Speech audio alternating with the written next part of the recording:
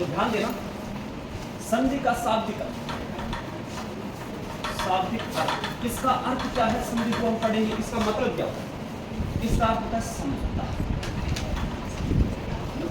ठीक है ना, या कह सकते हो मित्रता, ठीक है ना, समझौता या फिर मित्रता, इसका क्या होता है अर्थ, इसका संधि का।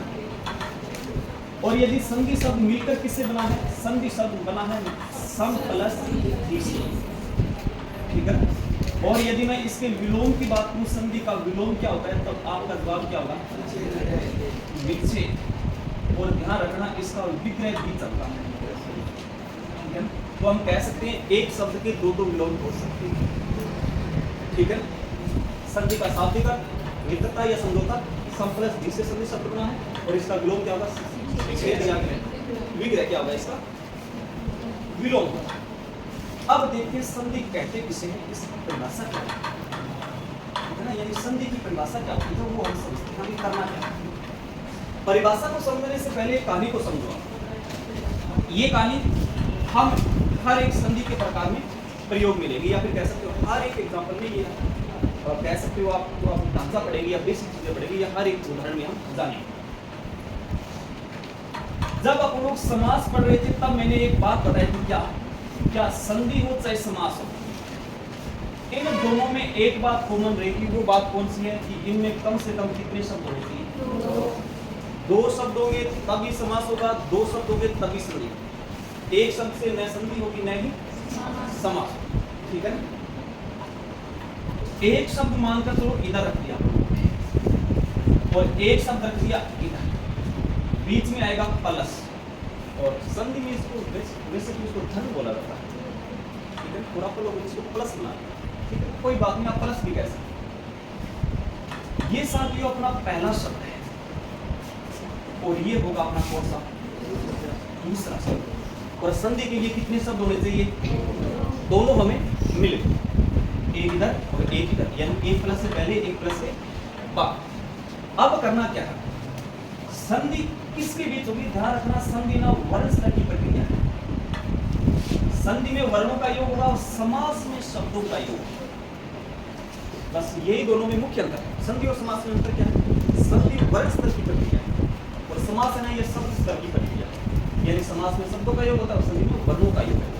अब वर्ण कौन कौन से, ये प्रथम शब्द है ना, इसका एक वर्ण उठा है यहाँ से, ये है इस शब्द का अंतिम वर्ण, यानी लास्ट वाला वर्ण, ठीक है। ये शब्द है अपना दूसरा, और दूसरे शब्द का यहाँ से स्टार्टिंग हो रहा है, तो ये प्रथम है। ये दोनों वर्ण है। हमें क्या करना है, दो शब्द मिलेंगे, पहला शब्द और दूसरा शब्द मिल गया। पहले शब्द का हमें अंतिम वर्ण लेना है, दूसरे शब्द का हमें प्रथम वर्ण लेना। अब इनका कर देना साथियों हम क्या, योग, ठीक है। योग होने के बाद यदि आप कह रहे हो सर बदलाव हो रहा है या परिवर्तन हो रहा है, तो वहां पर संधि हो जाएगी। बस यही है संधि, और कुछ नहीं। क्या करना है कि दो शब्द होंगे, दो शब्दों में दो वर्ण निकालने हैं, कौन कौन से, प्रथम शब्द का अंतिम वर्ण और दूसरे शब्द का प्रथम वर्ण, और इनका हमें योग कर देना। योग करने के बाद बदलाव होगा, उसे हम क्या कहेंगे। तो ये कहानी आप थोड़ा सा ध्यान रखना, क्योंकि संधि में यही होगी का, और यहीं से हम परिभाषा बना लेंगे, ठीक है। परिभाषा क्या होगी कि दो वर्ण कौन कौन से, प्रथम शब्द का अंतिम वर्ण, दूसरे शब्द का प्रथम वर्ण के मध्य हमें योग करवाना, और योग करवाने के बाद यदि परिवर्तन हुआ तो वहां पर संधि होगी, ठीक है। तो मैं परिभाषा लिख देता हूं क्या, कि यदि प्रथम शब्द का अंतिम वर्ण, ठीक है ना, अंतिम वर्ण है ना, वह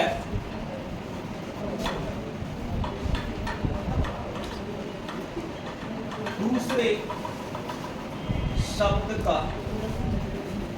प्रथम वर्ण में योग करवाने पर होने वाले बदलाव या परिवर्तन, ठीक है, होने वाले बदलाव को क्या कहेंगे, वो संधि कहते हैं।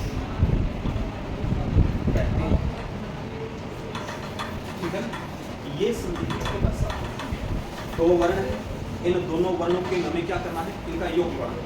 योग करवाने के बाद परिवर्तन हो गया तो संधि, ठीक है ना, समझ गए कहानी को आप। और एक बात और, ये आ भी सकती है और नहीं भी आ सकती एग्जाम में। यदि आप एलडीसी या फिर आरएस एसआई के कोई विद्यार्थी तैयारी करना चाहते हैं, उसके लिए यहाँ से क्वेश्चन बन सकता है।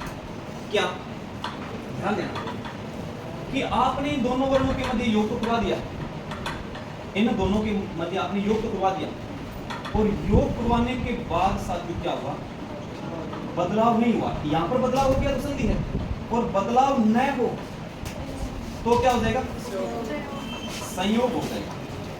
एक जगह संयोग हो रहा है, एक जगह संधि हो रही है, एक जगह संयोग हो रहा है, एक जगह संधि। क्लियर नहीं है क्या है क्या?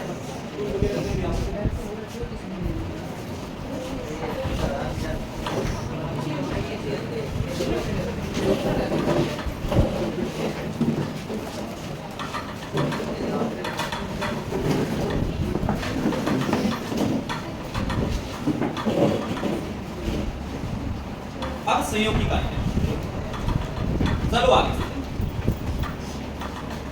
दो वर्णों के मध्य योग करवाने पर यदि बदलाव हो गया तो वहां पर क्या होगा, संयोग। आगे वाला पॉइंट आप लिखोगे क्या, कि दो वर्णों के मध्य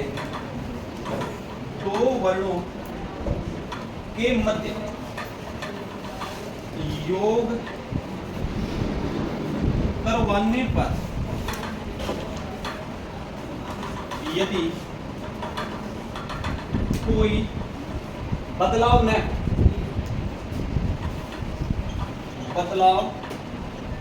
हो, वहां क्या होगा, संयोग। ठीक है ना, तो ये बात ध्यान रखना, संधि और संयोग में क्या अंतर है। बाकी आगे कुछ एग्जाम्पल से समझेंगे। किसी को कोई दिक्कत? यहाँ पर हमने कुल मिलाकर 5 बातों का जिक्र किया, जिसमें 3 बातें हैं छोटी छोटी और 2 बातें आप कह सकते हो थोड़ी सी बड़ी। पहली बात हमने बड़ी संधि का शाब्दिक अर्थ क्या होगा, समझौता, या फिर कह सकते हो मित्रता। किस किस से मिलकर बनाया संधि शब्द? अच्छा, संधि में कौन सी संधि है? व्यंजन संधि है, संप्लस अनुस्वार का मैं बता। विलोम क्या होगा, विच्छेद या फिर विग्रह। अब आ जाओ परिभाषा। परिभाषा क्या होगा, रटना नहीं है, समझना इसको, ठीक है ना, समझना है। कई बार हमारे क्या है कि कई बार ये रील चढ़ जाती है ना रटने वाली, तो एक शब्द रट देते, रट्टा लगा दियो और बहुत सारा रट्टा ही कट रहा है, ये बताओ, तो रटना नहीं, समझना, ठीक है ना। जैसे समास की प्रक्रिया में संधि, वैसे पूरा संधि को आप समझो कि 2 वर्ण होंगे, और वर्ण कौन कौन से होंगे, प्रथम शब्द का अंतिम वर्ण, दूसरे शब्द का प्रथम के मध्य योग करवाएंगे, यानी इन दोनों के मध्य योग करवाएंगे। योग करवाने पर इसके मध्य बदलाव होगा, कोई चेंजिंग होगा या कुछ परिवर्तन देखने को मिलेगा, तो वहां पर संधि हो जाएगी। और आपने एक काम ऐसा किया और एक काम आपने ऐसे और किया, क्या कि 2 वर्णों के मध्य योग करवाया, वर्ण कौन से, वो सेम वर्ण जो संधि में करवाया, योग तो करवा दिया लेकिन परिवर्तन नहीं हुआ इसमें, तब क्या हो जाएगा, संयोग। किसी को कोई दिक्कत? लिखो, यदि ये लिखना चाहते हो तो ये भी लिख लेना, ठीक है। ये कहानी लिखो, फिर आगे बढ़ेगा। ये मैं कहानी बता दूंगा।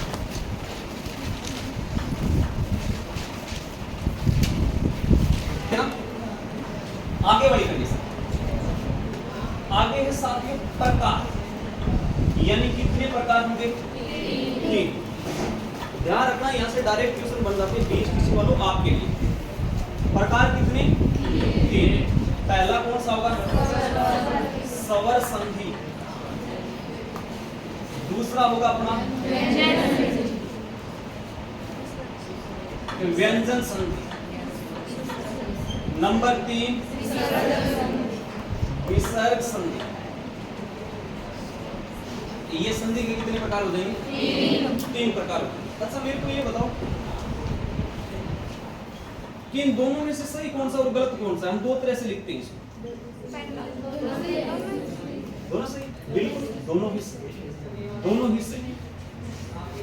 फिर भी यदि आपको दोनों में से किसी एक को चूज करना पड़े तो आप इसको अनुस्वार से प्राथमिकता देना, वैसे दोनों से, ठीक है ना।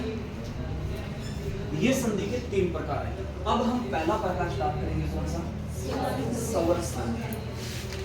यानी पहला प्रकार हो जाएगा सवर संधि का, या सवर संधि को लेकर, ठीक है। पहला प्रकार सवर संधि, इसके बारे में हम जिक्र करते हैं, ठीक है ना। सबसे पहले क्वेश्चन ये कि सवर किसे कहते हैं और संधि किसे कहते हैं, ये दोनों हम पहले पढ़ चुके हैं। सवर होते हैं ना वो स्वतंत्र होते हैं, संधि का मतलब होता है समरूपता, ठीक है ना। अब देखो सवर संधि किसे कहते हैं। यदि आप परिभाषा के रूप में समझना चाहते हो, लिखना चाहते हो तो मैं परिभाषा के रूप में बता दूंगा। यदि आप शॉर्टकट में चलना चाह रहे हो तो शॉर्टकट में मैं बता दूंगा, ठीक है। अब देखो इसको थोड़ा सा ऐसे समझो बेसिक्स कि हमने जब संधि की परिभाषा पढ़ी उस समय एक कहानी पढ़ी थी, ये रहा प्रथम शब्द और ये अपना कौन सा दूसरा शब्द। एक वर्ण यहां से लेंगे, एक वर्ण यहां से लेंगे। यदि आपको ये भी वर्ण आपको स्वर मिल गया और ये भी वर्ण आपको स्वर मिल गया तो स्वर का योग स्वर से हो गया, तो यहां पर आपकी संधि होगी वो कौन सी हो जाएगी? स्वर संधि। तो स्वर संधि में आप क्या लिखोगे? जहां स्वर प्लस स्वर होगी, यानी स्वर प्लस स्वर होगा वहां पर कौन सी संधि हो जाएगी? स्वर संधि हो जाएगी, ठीक है ना।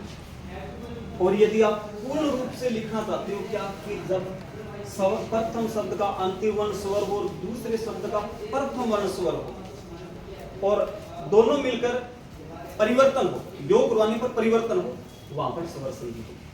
आप ऐसे भी लिख सकते और आप इसको ऐसे भी समझ सकते, ठीक है ना। एक ही बात है। अब देखो इसके बाद कि स्वर संधि के कितने प्रकार होते हैं? कितने प्रकार होंगे? 5। ये प्रकार को लेकर विशेष रूप से ध्यान रखना आप लोग, ठीक है ना। यहाँ से क्वेश्चन बन जाते हैं, यहाँ से क्वेश्चन बन जाते हैं। कहां से? एक तो संधि के प्रकार को लेकर, एक स्वर संधि के प्रकार को लेकर, ठीक है ना। इसके 5 प्रकार होंगे। पहला होगा दीर्घ स्वर संधि, दीर्घ स्वर संधि, ठीक है ना। दूसरा गुण स्वर संधि। नंबर 3 वृद्धि स्वर संधि। नंबर 3 वृद्धि स्वर संधि। नंबर 4 हो जाएगा यण संधि। इसको हम यण स्वर संधि नहीं कहेंगे, केवल यण संधि कहेंगे। संधि का प्रकार, स्वर संधि का प्रकार दूसरा है, लेकिन यण स्वर संधि से नहीं कहेंगे, केवल यण संधि। आयाती संधि,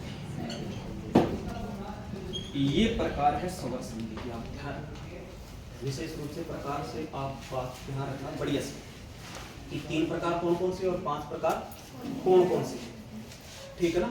डायरेक्ट क्वेश्चन बन जाते हैं प्रकार को लेकर। समझ में आई कहानी? किसी को कोई दिक्कत? बाकी इसमें समझने वाली कोई कहानी नहीं है, बाकी ये तथ्य है जिसको हमें ध्यान में रखना पड़ता है, ठीक है ना। इतनी कहानी लिखो, फिर हम आगे बढ़ेंगे दीर्घ स्वर संधि की।